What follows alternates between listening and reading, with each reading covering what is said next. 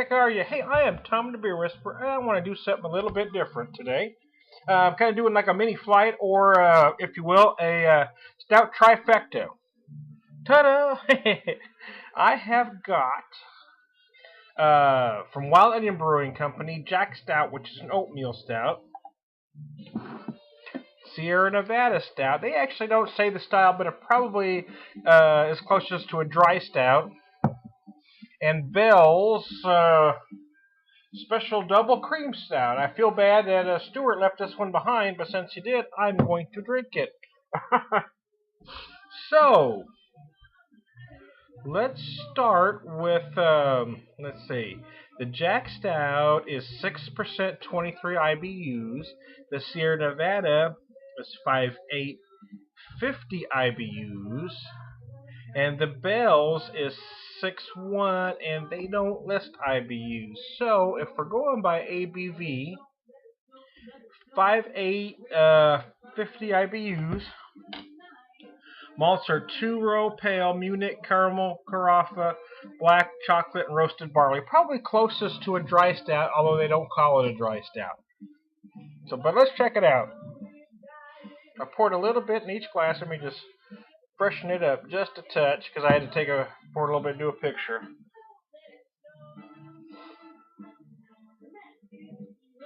Nice roasted malts flavor. You definitely can smell the roasted barley. I'm a fan of using roasted barley.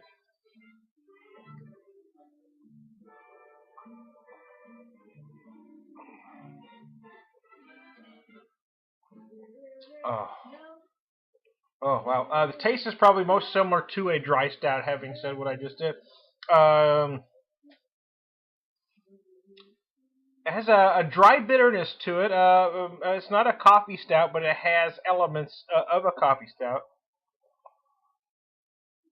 Oh, very nice. The Wild Onion. This is my first. Actually, I've had a couple, but this is the first 6-pack of this I'd bought. I'm not familiar with this brewery. Let me freshen that up to. Has kind of a creamy head. Both the Sierra Nevada and the Wild Onion had similar types of heads, some very similar carbonation in both. Now, this is an oatmeal stout. This is a very full-bodied oatmeal stout with 5 different roasted malts and thick, creamy texture. 6%, 23. So, what I'm looking at is a higher ABV, much less IBU count, because that one was 50. Wasn't it? I forgot what I was doing now. Let's see. Let me go back. Yeah, 5.8, 5.850. So it's much hoppier.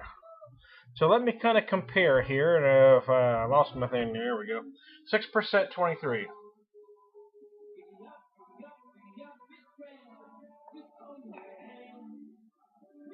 Oh yeah, much different animal. Little smoother, less bitter.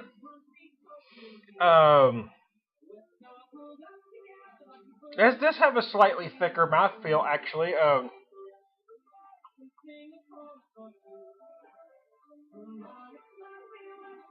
Well, I got a lot of coffee from that one.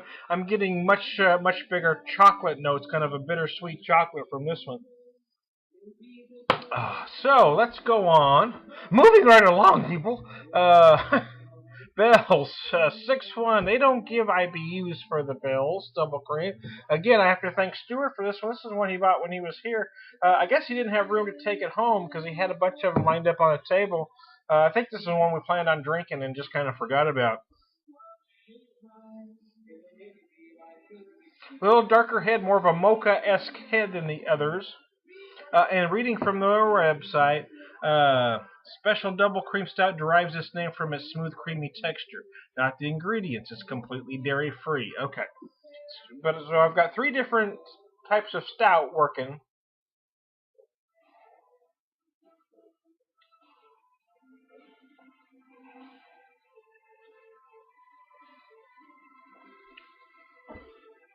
I don't know what the IBUs on this. It doesn't feel. It even feels less hoppy than the Jack Stout. It's a very mellow, very drinkable stout. It is certainly one. Although I wouldn't call 6.1 a session strength. but it has a very comfortable feel. It is certainly a beer that would be easily sessionable, meaning, again, I'm not necessarily talking about the strength of the beer. I'm talking about, the comfort level, I guess. It feels good. It's one, many stouts, many bigger beers of you really only want one or two of. This is one has such a comforting feel about it that you could, sit and drink two, three, four, or maybe five. You're probably going to get drunk because it is 6-1, but it is definitely one that feels good drinking it. Let me take it back to this one, 5850, lesser than ABV than the other two, higher in the IBU, is a little hoppier. So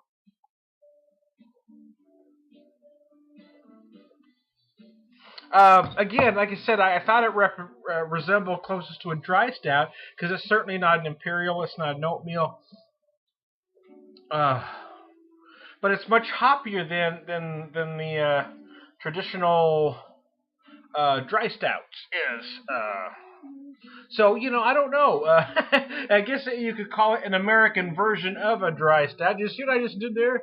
You can't see, but it's getting hot in here, so I slipped my jammies off. I've got my shorts on. I'm not, I'm not hanging loose everywhere, but it was hot. I had to strip that down. I've been cooking in here all day, getting ready. But anyway, wow.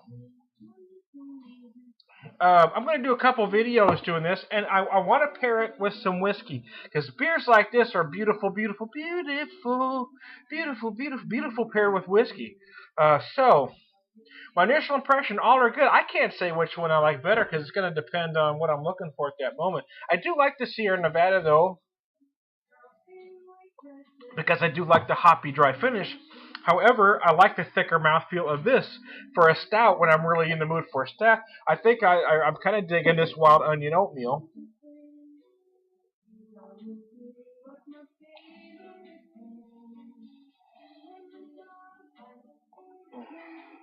It's got a little more bite than this one. Now let me give it a try. This one again. The Bell's Double Cream is what I'm referring to.